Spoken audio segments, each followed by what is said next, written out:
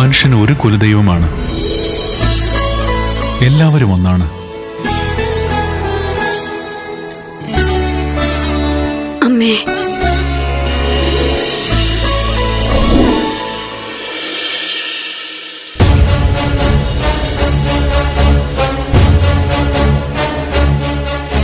നടന്നാട്ടെ. എന്തായി തമ്പുരാനെ, ശ്രാദ്ധം മുടങ്ങിയോ? അയ്യോ, ബ്രാഹ്മണർക്കുള്ള നിവേദ്യ ചോറെടുത്തോണ്ട് വാ. പോ. തിരുമേനി, ഇനിയിപ്പോ അതേക്കുറിച്ച് കൂടുതൽ ആലോചന വേണ്ട. ഇതിന്റെ നടപടി എന്താണെന്ന് നോക്കിയിട്ട് ഞാൻ ഓല കൊടുത്തയക്കാം. ഒരു കർമ്മത്തിന് വന്നിട്ട് അവിടെ നിന്ന് നാണം കെട്ടി ഇറങ്ങി പോകേണ്ടി വരിക എന്നത് അപമാനം തന്നെയാണ്.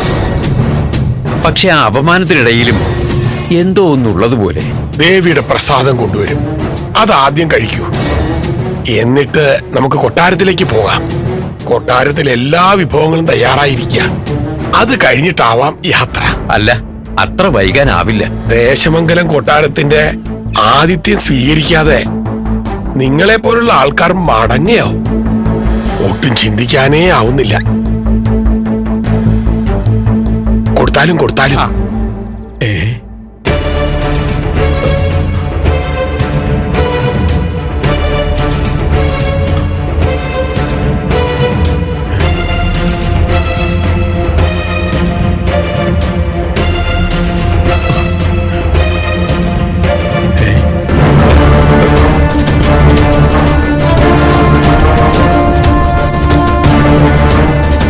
തമ്പുരാൻ, ഇതുവരെ നമ്മുടെ മനസ്സിലുണ്ടായിരുന്ന എല്ലാ ചോദ്യങ്ങൾക്കും ഉത്തരം കിട്ടി. ഇത് കണ്ടോ, പൂജാരിയുടെ കയ്യിൽ നിന്ന് അങ്ങ് തട്ടിത്തെറിപ്പിച്ച അതേ പാത്രം. അതെ, എന്തൊക്കെ അബദ്ധങ്ങളാണ് നിങ്ങൾ ഈ പറയുന്നത്? സമതല നഷ്ടപ്പെട്ടോ? അങ്ങയ്ക്ക് തിരിച്ചറിയാൻ പറ്റുന്നില്ലെങ്കിൽ അങ്ങയുടെ ബുദ്ധിക്ക് എന്തോ സംഭവിച്ചിട്ടുണ്ട്. സംശയമില്ല, ഇത് ദേവി മഹാമായ ഞങ്ങൾക്ക് പ്രസാദ രൂപത്തിൽ തന്ന അറിവാണ്. അഹങ്കാരം പാടില്ല എന്നുള്ള വിശുദ്ധമായ അറിവ്. ഞങ്ങൾ തെറ്റ് ചെയ്തു. വിശന്നു വലഞ്ഞ ആ കുഞ്ഞിന് ഒരു മനുഷ്യജീവി എന്ന പരിഗണന കൊടുക്കുന്നതിന് പകരം വേർതിരിച്ചു കണ്ടു. അത് അമ്മ നമുക്ക് മനസ്സിലാക്കി തന്നു. ഇത് നിങ്ങൾ ചിന്തിക്കുന്ന പോലെയല്ല. നിർത്തുക. ദേശമംഗലത്തമ്മയുടെ വാക്കിനപ്പുറം അങ്ങയുടെ വാക്ക് ഞങ്ങൾ കേൾക്കില്ല. എല്ലാവരും വരൂ. പൂജാരിയോടും കുടുംബത്തോടും ചെയ്ത തെറ്റിന് ദേശമംഗലത്തമ്മയോടും മാപ്പിരക്കാം. വരൂ. എന്താ തമ്പുരാൻ ഇതൊക്കെ? ആ പൂജാരിയെ കൊണ്ട് പൊറുതി മുട്ടിയല്ലോ. ഇവിടെയും തോൽവി മാത്രം. ദേശമംഗലത്തമ്മേ, അമ്മേ ഭഗവതി, അമ്മേ അമ്മേ അമ്മേ, ഞങ്ങളോട് പൊറുക്കണമേ. ഇന്ന് ഈ ചടങ്ങ് മുടക്കിയതിനു പകരമായി എത്ര സംവത്സരം വേണമെങ്കിലും പൂജാരിയുടെ കുടുംബത്തിനുള്ള ശ്രാദ്ധം ഞങ്ങൾ മുടക്കാതെ നടത്തിക്കൊള്ളാം. അമ്മേ ദേവി, അവിടുന്ന് പൊറുക്കണമേ. ഞങ്ങളുടെ ഭാഗത്ത് നിന്ന് തെറ്റായി ഇനി ഒന്നും ഉണ്ടാകില്ല. ദേവി മഹാമായേ, ദേശമംഗലത്ത് അമ്മേ കാക്കണമേ. അമ്മേ അമ്മേ. പലതവണ ഞാൻ ആവർത്തിച്ചു ചോദിച്ചു, എവിടെ നിന്നാണ് വന്നതെന്ന്. ആ ചോദ്യം ഇപ്പോഴും കെട്ടടങ്ങിയിട്ടില്ല. ഭാര്യയുടെ ആത്മാവിന് ഏറെ സന്തോഷം ഉണ്ടായിട്ടുണ്ടാവും. അവൾ ദൈവങ്ങളുടെ അടുത്ത് തന്നെയാണെന്ന് ഞാൻ കരുതുന്നു. സംശയിക്കേണ്ട, അങ്ങനെ തന്നെയാണ്. പിന്നെ ഞങ്ങളുടെ ഈ വരവ് സങ്കടങ്ങൾ തോരാമഴയായി പെയ്യുമ്പോൾ തലയ്ക്ക് മുകളിൽ ഒരു കൈത്തലമെങ്കിലും പിടിക്കാൻ ഒരാൾ വേണ്ടേ? അത്രയേ ഉള്ളൂ. ഞങ്ങൾക്ക് ഇറങ്ങാൻ സമയമായി. വേദക്കുട്ടി വരൂ.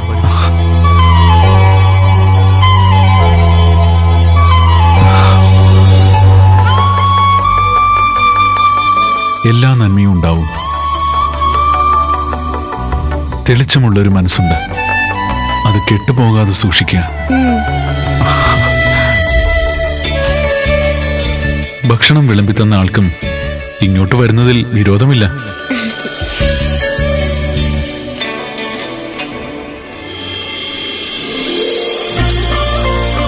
ഒരു നാൾ എല്ലാവർക്കും അഭിമാനമായി ഈ മോള് മാറും. ഇത് നമ്മുടെ ഉറപ്പാണ്.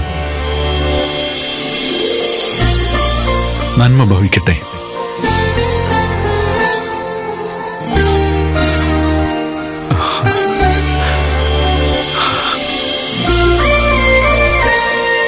അച്ഛാ, ആരാണ് ഇവര്?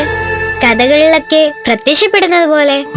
അച്ഛൻ അറിയില്ല മോളെ, പക്ഷെ ഒന്നുറപ്പാ, നമ്മുടെ മനസ്സ് നൊന്തുള്ള പ്രാർത്ഥന ദൈവങ്ങൾ കേട്ടിരിക്കുന്നു.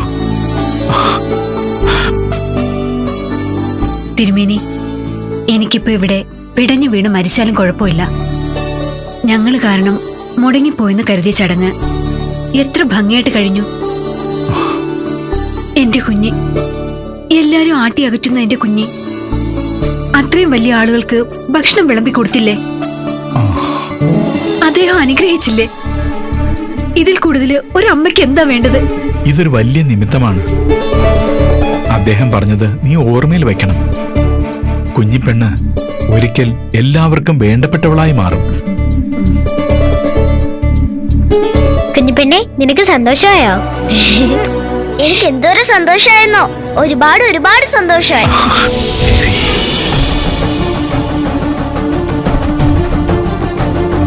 മനസ്സ് നിറഞ്ഞു തിരുമേനിയുടെയും മകളുടെയും. തിരുമേനിയുടെയും മകളുടെയും മനസ്സ് മാത്രമല്ല, ദേവിയുടെ പ്രിയപ്പെട്ട കുഞ്ഞില്ലേ കുഞ്ഞിപ്പെണ്ണ്, അവളും സന്തോഷവതിയാണ്. വേദക്കുട്ടി അത്രയും പ്രിയപ്പെട്ട കുഞ്ഞാണ്. ഒന്ന് കാണാൻ പോലും കഴിഞ്ഞിട്ടില്ലാത്ത അമ്മയെക്കുറിച്ച് അവൾ പറയുന്നത് കേൾക്കണം. അവളുടെ അമ്മയ്ക്ക് വേണ്ടി നടക്കുന്നൊരു ചടങ്ങ് മുടങ്ങുക എന്ന് പറഞ്ഞാൽ അത് സഹിക്കാൻ പറ്റുന്നതല്ല. അത് മനസ്സിലാക്കിയിട്ടാണല്ലോ ഭൂതഗണങ്ങളെയും കൊണ്ട് നാം തന്നെ അവിടെ പ്രത്യക്ഷപ്പെട്ടത്. എവിടെ നിന്നാണ് വരുന്നതെന്ന് ആവർത്തിച്ച് ചോദിച്ചു തിരുമേനി. അവര് മാത്രമല്ല, ചടങ്ങ് മുടക്കിയ ചിത്രവാനുവും കൂടെയുള്ള ബ്രാഹ്മണരും അത്ഭുതത്തിന്റെ ലോകത്ത് തന്നെയായിരുന്നു. നമ്മുടെ ഭക്തർക്ക് മുന്നിൽ ചിത്രഭാനു തടസ്സങ്ങൾ സൃഷ്ടിക്കാൻ തുടങ്ങിയിട്ട് നാളുകളായി. എന്നിട്ട് എന്തുകൊണ്ട് ദേവി അയാൾക്ക് അർഹമായ ശിക്ഷ വിധിക്കുന്നില്ല? നോക്കട്ടെ, മനസ്സിലാക്കി കൊടുക്കാനുള്ളത് പലതും നാം ചെയ്തു. രക്ഷയില്ല. അധികം വൈകാതെ ചിത്രഭാനുവിന് ശിക്ഷയുണ്ടല്ലേ? അങ്ങേ പോലെ ക്ഷിപ്രകോപി അല്ലല്ലോ ഞാൻ. ക്ഷമിക്കാവുന്നതിന്റെ പരമാവധി ക്ഷമിച്ചു നോക്കട്ടെ. പക്ഷെ ചിലരോട് ക്ഷിപ്രകോപം തന്നെയാണ് നല്ലത്. പ്രവർത്തികൾ അസഹ്യമാകുമ്പോ എങ്ങനെ നിശബ്ദമായി ഇരിക്കാൻ പറ്റും? എന്റെ കുഞ്ഞുങ്ങൾ സന്തോഷിച്ചല്ലോ, അങ്ങേക്ക് നന്ദി. ദേവിയുടെ ഭക്തരെന്ന് പറഞ്ഞാൽ നമ്മുടെ കൂടെ ഭക്തരല്ലേ?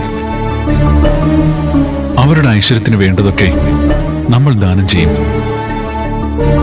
ദേവി കുഞ്ഞിപ്പെണ്ണിന് ക്ഷേത്രനിടയിൽ വെച്ച് പൊങ്കാല നിവേദ്യം കൊടുത്തു. ഇന്ന് നാം കുഞ്ഞിപ്പെണ്ണിനെ കൊണ്ട് നമുക്ക് ഭക്ഷണം വിളമ്പിച്ചു. മാറ്റങ്ങൾ ഉണ്ടാവട്ടെ മനുഷ്യരുടെ മനസ്സിൽ. ഉണ്ടാവണം. അതിരുകളൊക്കെ ഭേദിച്ച് എല്ലാവരും ഒന്നാവുന്നൊരു കാലം വരും, വരാതിരിക്കില്ല. എങ്കിലിനി നമുക്ക് യാത്രയാകാമല്ലോ. ആയിക്കോട്ടെ.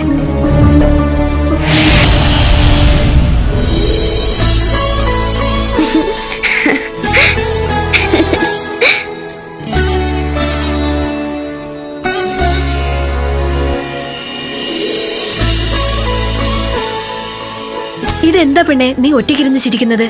സന്തോഷം കൊണ്ടാ അമ്മേ. വേദക്കുട്ടിയുടെ വീട്ടില് എന്ത് രസാ. ആ തിരുമേനിമാരെന്നോട് ഭക്ഷണം വിളമ്പിത്തരാൻ പറഞ്ഞത് എന്തിനാ? അതെന്തോ അമ്മേ ഇത്തം കാണിക്കാത്തത്? അവരൊക്കെ വലിയ വലിയ ആൾക്കാരാ. നല്ല നല്ല അറിവുള്ളവർക്കൊന്നും അയിത്തം ഉണ്ടാവില്ല. അവർക്കറിയാം കുഞ്ഞു മക്കൾ ദൈവത്തെ പോലെയാണെന്ന്. ഇനി എപ്പോഴും ശ്രാദ്ധം ഉണ്ടാവോ? വേദക്കുട്ടി നമ്മളെ വിളിക്കോ? വിളിക്കും. അപ്പൊ നമുക്ക് പിന്നെയും പോകാം അല്ലേ? ആ പിന്നെ അമ്മേ, ആ ചിത്രഭാനി തമ്പുരാനുണ്ടല്ലോ, ദേഷ്യം വന്നിട്ട് കാണണം, കണ്ണൊക്കെ ചോര ചത്തതുപോലെ ഉണ്ട്. അതാ മോളെ അമ്മയുടെ പേടി. അമ്മയും മോളും ചെന്നതുകൊണ്ട് വേദക്കുട്ടിക്കും അച്ഛൻ തിരുമേനിക്കും ദോഷമൊന്നും ഉണ്ടാവാതിരുന്നാ മതി. എന്ത് ദോഷം? വേദക്കുട്ടിയുടെ അമ്മയുടെ ചടങ്ങ് നന്നായിട്ട് നടന്നില്ലേ? എന്റെ വേദക്കുട്ടി നല്ല കുട്ടിയായണ്ട. വേദക്കുട്ടി നല്ല കുട്ടി തന്നെ. പക്ഷേ വേദക്കുട്ടിയുടെ വീട്ടിലേക്ക് വിളിച്ചാല് അമ്മയോട് ചോദിക്കാതെ പോകാനൊന്നും നിൽക്കരുത്. അമ്മയോട് പറയാതെ ഞാൻ എവിടെ പോവാനാ? ചോദിക്കുമ്പോ അമ്മ സമ്മതിച്ചാ മതി. മോളെ, വേദക്കുട്ടിയെ അച്ഛൻ തിരുമേനി അല്ലാതെ വേറെ ആരും നമ്മളെ അടുത്തു പോലും ചെല്ലാൻ സമ്മതിക്കില്ല. അതൊക്കെ മനസ്സിലാവണമെങ്കിൽ മോള് കുറച്ചുകൂടി വലുതാകണം. അതുവരെ അടങ്ങി ഒതുങ്ങി വേണം നടക്കാൻ. വലിയ വലിയ ആൾക്കാരൊക്കെ വരുമ്പോ മാറി നിന്ന് കൊടുക്കണം. അവര് പോയിട്ട് നമ്മൾ പോകാവൂ. അങ്ങനെയൊന്നും വേണ്ടെന്ന് വേദക്കുട്ടി പറഞ്ഞിട്ടുണ്ടല്ലോ. വേദക്കുട്ടി അങ്ങനെയൊക്കെ പറയും. അമ്മ പറയുന്നതാ കുഞ്ഞിപ്പെണ്ണ് കേൾക്കേണ്ടത്. ഒരു കാര്യം ഓർത്തോ, നമുക്കിനി എങ്ങോട്ടും പോകാനില്ല. ഇവിടെ തന്നെ നിൽക്കണം. എവിടേക്ക് പോവാനും ഞാനില്ല. എനിക്കെന്റെ വേദക്കുട്ടിയെ വിട്ട് ഒരിടത്തും പോണ്ട. അതാ പറയുന്നത്. വേദക്കുട്ടിയുടെ അടുത്ത് എപ്പോഴും നിൽക്കണമെങ്കിലേ അമ്മ പറയുന്നത് പോലെ കേൾക്കണം. അമ്പലത്തിലേക്ക് വേദക്കുട്ടി വിളിച്ച ഇനി പോകണ്ട. വേദക്കുട്ടിയുടെ വീട്ടിലേക്ക് വിളിച്ചാലും പോകണ്ട. കേട്ടോ? വേദക്കുട്ടി ഇവിടെ വരുന്നതിനും കുഴപ്പമൊന്നുമില്ലല്ലോ. കുറച്ചു കഴിയുമ്പോ അതും വേണ്ടെന്ന് പറയോ? അതൊന്നും വേണ്ടെന്ന് പറയില്ല. എന്റെ കുഞ്ഞു പെണ്ണും വേദക്കുട്ടി ഒരുമിച്ച് നടക്കുന്നത് കാണാനാ അമ്മയ്ക്ക് സന്തോഷം. ശരിക്കു പറഞ്ഞ കുഞ്ഞു പെണ്ണിന് വേദക്കുട്ടി ദൈവം തന്ന സമ്മാനമാണ്. അമ്മേ, വേദക്കുട്ടിയുടെ അമ്മ സ്വർഗത്തിലെത്തിയിട്ടുണ്ടാവൂ? പിന്നെ എപ്പോഴും എത്തിക്കാണും. വേദക്കുട്ടിയും വേദക്കുട്ടിയുടെ അച്ഛനും ഒക്കെ ദിവസവും പ്രാർത്ഥിക്കുന്നതല്ലേ. ദൈവമേ എന്റെ അച്ഛനെ സ്വർഗത്തിലാക്കണേ, ദൈവമേ എന്റെ അച്ഛനെ സ്വർഗത്തിലാക്കണേ. അമ്മേ, അമ്മ നോക്കിക്കോ, ഞാൻ പ്രാർത്ഥിച്ച് പ്രാർത്ഥിച്ച് അച്ഛനെ സ്വർഗത്തിലെത്തിക്കും. അച്ഛൻ ഇല്ലാതായപ്പോ ഇനി ഒന്നും നമ്മൾ ചിരിക്കുക പോലും ചെയ്യില്ലെന്ന് ഞാൻ കരുതിയതാ. പതുക്കെ പതുക്കെ അതൊക്കെ മാറി വരുന്നു. എല്ലാത്തിനും കാരണം മോളുടെ വേദക്കുട്ടിയാ, പിന്നെ ആ യോഗിനി അമ്മേ. അച്ഛൻ സ്വർഗത്തിലെത്താനും പ്രാർത്ഥിക്കണം. യോഗിനി അമ്മയ്ക്കും വേദക്കുട്ടിക്കും വേണ്ടിയും പ്രാർത്ഥിക്കണം. അതൊക്കെ എന്റെ മനസ്സിലുണ്ടമ്മേ, ഞാൻ പ്രാർത്ഥിച്ചോളാം.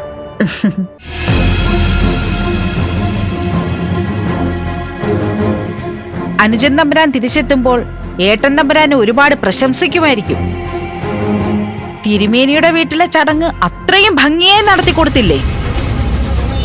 അനുജൻ തമ്പുരാന്റെ നല്ല വാക്കുകൾ മാത്രമല്ല, അവിടെ വന്നുപോയ മഹായോഗികളുടെ അനുഗ്രഹം കൂടി അങ്ങേക്ക് കിട്ടിക്കാണുമല്ലോ.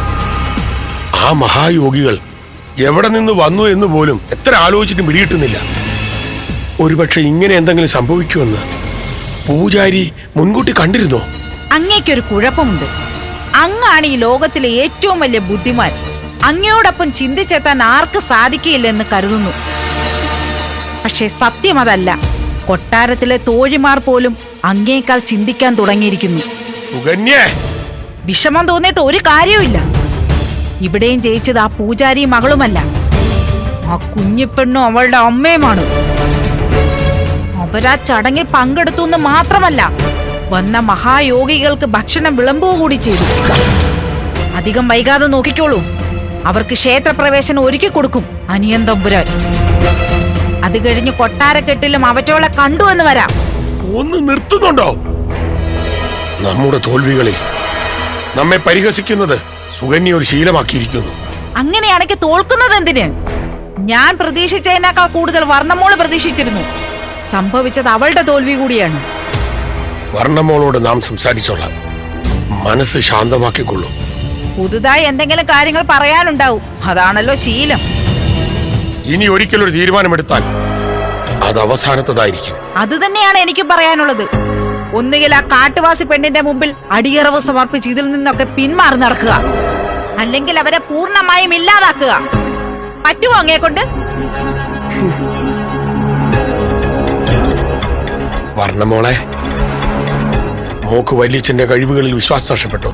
വല്യച്ഛൻ എന്ത് കഴിവാ ഉള്ളത്? വേദക്കുട്ടിയോട് ഞാൻ ഒരുപാട് പറഞ്ഞിട്ടുണ്ട് വല്യച്ഛന്റെ മികവിനെ കുറിച്ച്. എന്നിട്ടോ എല്ലാവരുടെയും മുന്നിൽ വല്യച്ഛൻ തോറ്റില്ലേ? ഇനി പാഠശാലയിൽ വരുമ്പോൾ അത് പറഞ്ഞ് അവൾ എന്നെ കളിയാക്കില്ലേ? അങ്ങനെയൊന്നും ഉണ്ടാവില്ല. അങ്ങനെ ഉണ്ടായാൽ മോള് വല്യച്ഛനോട് പറഞ്ഞാ മതി. എന്താ കാര്യമെന്നറിയാമോ? അവളുടെ അച്ഛന് മന്ത്രം അറിയാം. അവളെ രക്ഷിക്കാൻ വേണ്ടി എന്തെങ്കിലും മന്ത്രം ചൊല്ലിയിട്ടുണ്ടാകും. അങ്ങനെ ഒരു സംശയം വല്യച്ഛനുമുണ്ട്. ഓഹോ, അപ്പൊ പിന്നെ എളുപ്പമായല്ലോ. ഇനിയിപ്പൊ തോറ്റാ തന്നെ മന്ത്രശക്തിയുടെ മുന്നിൽ. ഒരു കാര്യം അങ്ങ് മനസ്സിലാക്കിക്കൊള്ളൂ. ഇത്രയും നാണം കെടാനാണെങ്കിൽ എന്നെ ഇങ്ങോട്ട് കൂട്ടിക്കൊണ്ട് വരണ്ടായിരുന്നു. ഇതിപ്പോ കൊട്ടാരത്തിലുള്ളവർക്ക് വലിഞ്ഞു കയറി വന്നവളെന്നുള്ള സ്ഥാനമാണ്. പുറത്തുള്ളവർക്കാണെങ്കിൽ ഒട്ടും മതിപ്പുമില്ല. വല്ലാത്തൊരു ജന്മം തന്നെ. വല്യച്ഛ, ബ്രാഹ്മണ പുരോഹിതന്മാർ പങ്കെടുത്ത ചടങ്ങിൽ ആ കുഞ്ഞിപ്പെണ്ണ് പങ്കെടുത്തില്ലേ? അവളെ ശിക്ഷിക്കണം. അവളും വേദക്കുട്ടിയും കരയണം. അനുജൻ തമ്പുരാൻ തിരിച്ചു വരുന്നതിന് മുമ്പ് ഇക്കാര്യത്തിൽ ഒരു തീരുമാനമുണ്ടാകണം. ഇന്ന് തന്നെ വല്യച്ഛൻ വേണ്ടത് ചെയ്തോളാം. ഇനിയൊരു തോൽവിയില്ല. ശ്രാദ്ധമൂട്ടിയെടുത്ത് ഉണ്ട ചോറ് അമ്മയുടെയും മകളുടെയും വായിക്കേരി തന്നെ ആയിരിക്കണം. അവളുടെയും മകളുടെയും ഇനിയൊരാക്ഷേപം കേൾക്കാൻ നമുക്കാവില്ല, ഇനി ക്ഷമിക്കാനുമില്ല. ദേശമംഗലത്തിന്റെ മണ്ണിൽ ആ അമ്മയും മകളും ഇനി ജീവിച്ചിരുന്നാൽ നാട്ടുകാരുടെ മുമ്പിൽ നാം പരിഹാസ്യനാവും. അതുണ്ടാവാൻ പാടില്ല. ഈ കത്തണം. കത്തി അമരുന്നത് വരെ കാത്തു നിൽക്കുകയും വേണം. ശരി തമ്പുരാൻ, ഇന്ന് തന്നെ ചെയ്തേക്കാം. ഏതോ ഒരു അദൃശ്യ ശക്തി അവളുടെ പിന്നിലുണ്ട്. എല്ലാത്തിൽ നിന്നും അമ്മയെ മകളെ രക്ഷിക്കാൻ. വെറുതെ കുടിലിന് തീ കൊളുത്തിയാ പോരാ, ആദ്യം അമ്മയെ മകളെ പിടിച്ച് വെളിയിലിറക്കണം. രണ്ടിനും തീ കൊളുത്തിയതിനു ശേഷം വീടിനകത്തിട്ട് വീടിന് തീ കൊടുക്കണം. അതിന്റെ ആവശ്യമുണ്ടോ തമ്പുരാൻ? കുടിലിന് തീ കൊളുത്തിയിട്ട് കുടിലിൽ നിന്ന് അവർ പുറത്തിറങ്ങില്ല എന്ന് ഉറപ്പിച്ചാൽ പോരെ? നാം പറഞ്ഞതനുസരിച്ചാൽ മതി. ഇനിയൊരു പരീക്ഷണത്തിന് നാം തയ്യാറല്ല. കരിഞ്ഞൊട്ടുകൊട്ടെ തള്ളയും മോളും ദേശമംഗലത്തിന്റെ മണ്ണിൽ ചിത്രഭാനുവിനെതിരായി ഒരു പുൽനാമ്പ് പോലും മുളയ്ക്കാൻ നാം സമ്മതിക്കില്ല. എന്നിട്ടല്ലേ അവളും അവളുടെ മോളും. ക്രൂരതയാണെന്ന് എല്ലാരും പറയും. എല്ലാവരുടെയും വിരലുകൾ നമ്മുടെ നേരെ നീളുകയും ചെയ്യും. പക്ഷെ ആ നിമിഷം മുതൽ ആ പറയുന്നവർ മുഴുവൻ നമ്മെ പേടിക്കും. നമുക്കത് മതി. അനുജൻ തമ്പുരാനെ പോലെ എല്ലാവരും സ്നേഹിക്കുന്നവനാകണ്ട എനിക്ക്. എല്ലാവരും പേടിക്കുന്നവരാവണം. എല്ലാവരെയും പേടിപ്പിക്കുന്ന ഒരാളാവണം ചിത്രഭാനു.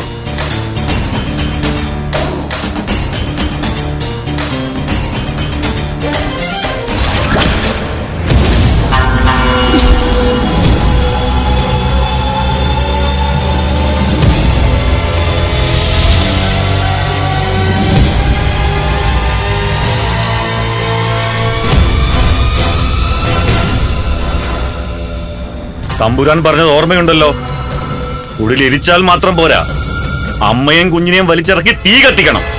രണ്ടിനെയും വലിച്ചിറക്കണ. രണ്ടിനെയും വലിച്ചിറക്കി പച്ചയ്ക്ക് കത്തിക്കണം. ആരാ ആരാ പുറത്ത്? ഒന്നിറങ്ങി പുറത്തേക്ക് വാ, പെട്ടെന്ന് വാ. എന്ത് അമ്മേ? ആരോ പുറത്തുണ്ട്. വരാനാ പറഞ്ഞത്. വാ മോളെ.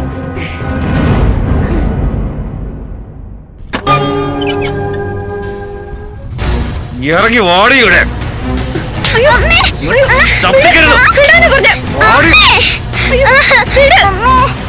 വാടിയുടെ. എന്താടി നിനക്ക്? എന്താടി ഇത്ര അഹങ്കാരം? എന്താ നിങ്ങളുടെ ഉദ്ദേശം?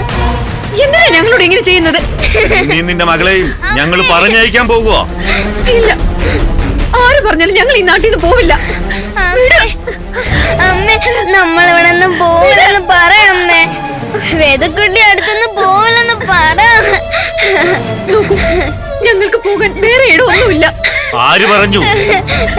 നിനക്കും നിന്റെ കുഞ്ഞിനും പോകാൻ ഇടമുണ്ട്. അമ്മേ, എവിടെയാണെന്നറിയാമോ? കാലന്റെ അടുത്തേക്ക്. വീട് നാട് കടത്താനല്ല, തീ വെച്ച് കൊല്ലാനാണ് വന്നിരിക്കുന്നത്. ഞങ്ങൾ നിങ്ങൾക്ക് എന്ത് ദ്രോഹം ചെയ്ത്? ഞങ്ങൾക്ക് നിങ്ങളെ അറിയാൻ പോലുമില്ല. പിന്നെ എന്തിനാ ഈ വൈരാഗ്യം കാണിക്കുന്നത്? നീ നിന്റെ മോളും ഈ നാട് നശിപ്പിച്ചു, ആചാരങ്ങളെ നശിപ്പിച്ചു, നാട്ടിലുള്ളവരെ എല്ലാം അപമാനിച്ചു. അതുകൊണ്ടാ നിനക്ക് ശിക്ഷ. ഞാൻ നിങ്ങളെ കാല് പിടിക്കാം. ഞങ്ങളെ ഒന്നും ചെയ്യരുത്. കുടില് കത്തിക്കാനാണ് ആദ്യം തീരുമാനിച്ചത്. ഞങ്ങൾ കിട്ടിയ കൽപ്പന അതല്ല. ദേഹമാസകലം തീ ആളിക്കത്തും. നീയും നിന്റെ മകളും അകത്ത് കിടക്കണം. നിങ്ങളിൽ നിന്ന് തീ പടർന്ന് കുടിലിലേക്ക്. ദേശമംഗലത്തേക്കുള്ള നിന്റെ വരവ് ചാകാൻ തന്നെയായിരുന്നടി.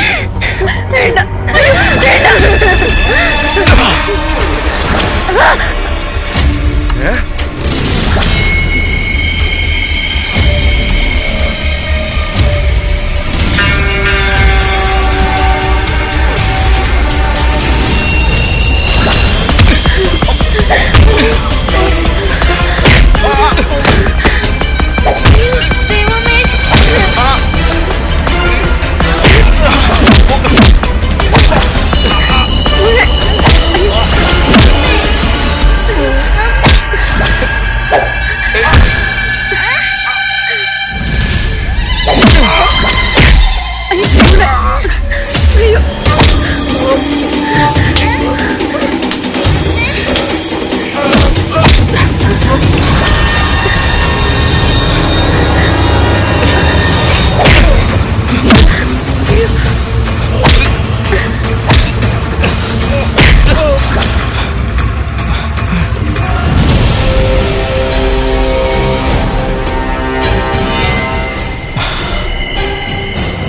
എന്താണിതൊക്കെ?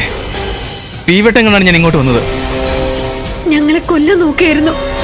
ഉടലൂടെ കത്തിച്ച് വീടിനകത്തിട്ട് പൂട്ടാനായിരുന്നു തീരുമാനം. എന്തിന്? നിങ്ങൾ ആരാണ്? ഇത്രയും ക്രൂരമായ ശിക്ഷ ഏറ്റുവാങ്ങാൻ നിങ്ങൾ എന്ത് തെറ്റാണ് ചെയ്തത്? അത്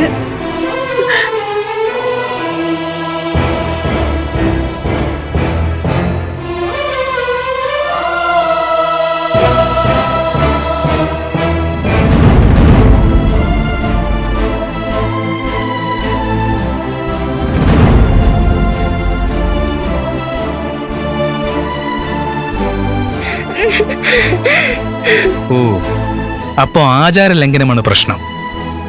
അത് എളുപ്പത്തിൽ കത്തിക്കാവുന്ന ഒരു തീയാണ്. കഷ്ടമാണല്ലോ നിങ്ങളുടെ കാര്യം. നിങ്ങൾ അമ്മയും മകളും മാത്രമായി എങ്ങനെ ചെറുത്തു നിൽക്കുന്നു ഇവരോട്?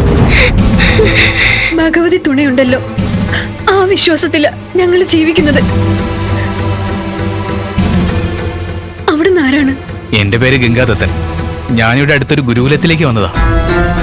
നടന്നെത്തിയപ്പോൾ പാതിരാവായി. പന്ത വെളിച്ചം കണ്ടപ്പോ എന്തോ അപകടമുണ്ടെന്ന് മനസ്സിലായി. അതാണ് ഇങ്ങോട്ട് കയറിയത്. മോളുടെ പേരെന്താ? കുഞ്ഞിപ്പെണ്ണ്. കുഞ്ഞിപ്പെണ്ണ് വല്ലാതെ പേടിച്ചല്ലോ. അമ്മയെപ്പോലെ മോൾക്ക് ഭഗവതിയിൽ വിശ്വാസമില്ലേ? ഉണ്ട്, ഞാൻ എപ്പോഴും ഭഗവതിയെ വിളിക്കും. ആ ശക്തി തന്നെയാണ് അവിടുന്ന് എന്നെ ഇപ്പൊ കൊണ്ടുവന്നത്.